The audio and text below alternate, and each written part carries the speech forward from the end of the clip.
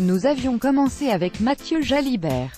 Ce dernier s'est blessé d'entrée contre l'Irlande, 13-15, au bout de quelques minutes seulement, sans avoir eu le temps de faire ses preuves.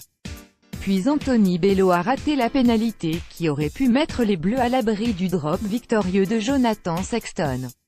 Surprise orchestrée par Jacques Brunel pour le déplacement en Écosse, le retour de l'ancien Lionel Boxis. Un retour qui n'a pas convaincu, notamment en raison de la fin de match face à l'Angleterre, 22-16, redonnant 2 fois le ballon au 15 de la Rose sur des dégagements mal sentis. François Trinduc, enfin, a repris le flambeau lors du match contre l'Angleterre puis contre le Pays de Galles. Si le match contre le 15 de la Rose a donné satisfaction, celui contre les Gallois beaucoup moins.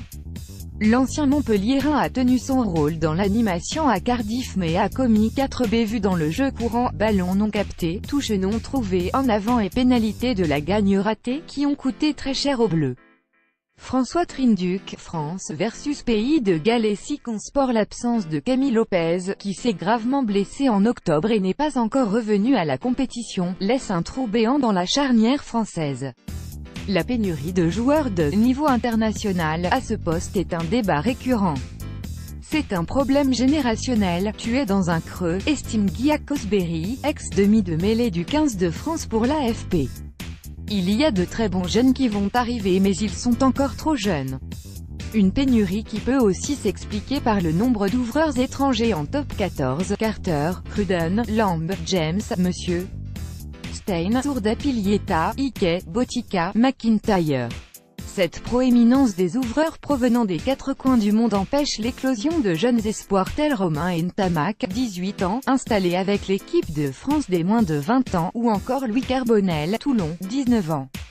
Seuls Mathieu Jalibert, Bordeaux-Bègles, 19 ans, et Anthony Bello, Toulon, 21 ans, ont émergé depuis 2017. Rappelez Lionel Boxis, c'était une hérésie, ce réservoir s'est tellement tari qu'il a fallu sélectionner des joueurs qu'on ne pensait plus voir en équipe de France.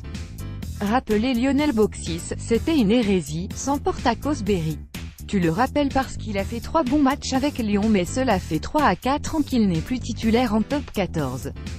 Tu lui fais plaisir mais tu ne lui rends même pas service. La fin de match contre l'Angleterre, Trinduc hier, c'est pareil. Ces joueurs auraient mérité de sortir par une autre porte, juge l'ancien international, 19 sélections entre 1994 et 1997, auprès de l'AFP. Une instabilité chronique dont on ne peut dédouaner totalement les anciens sélectionneurs Marc Lièvremont, Philippe Saint-André, Guy Noves. Marc Lièvremont et Émile Ntamak avec le reste du staff des Bleus en 2011. Icône Sport, les différents staffs ne leur ont pas fait confiance. Ils auraient peut-être un meilleur niveau actuellement s'il avait pu jouer en continuité en équipe de France, lance à Cosberry, citant les exemples des Coupes du Monde 2011, le demi de mêlée Morgan Parra plutôt que Trinduc en finale, et 2015, Frédéric Michalak rappelé à 32 ans. Un espoir pour 2023 ? Cependant, les émergences de Mathieu Jalibert et Anthony Bello dans leurs clubs respectifs laissent présager la fin de la période de vache maigre.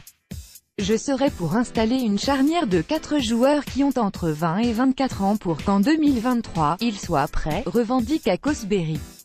Une urgence au vu de la constance au poste de numéro 10 dans les autres nations. Beauden Barrett a pris la place de Dan Carter chez les All Blacks, Finn Russell, Écosse, et Dan Biggar, Galles, font la loi chez eux et Jonathan Sexton, associé à Conor Murray, vient de faire triompher l'Irlande à 32 ans.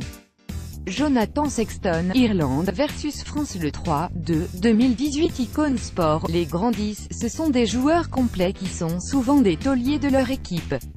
L'Irlande ne fait pas le grand chelem par hasard, sa charnière est installée depuis des années, constate à Cosberry, qui demande d'arrêter le coup par coup.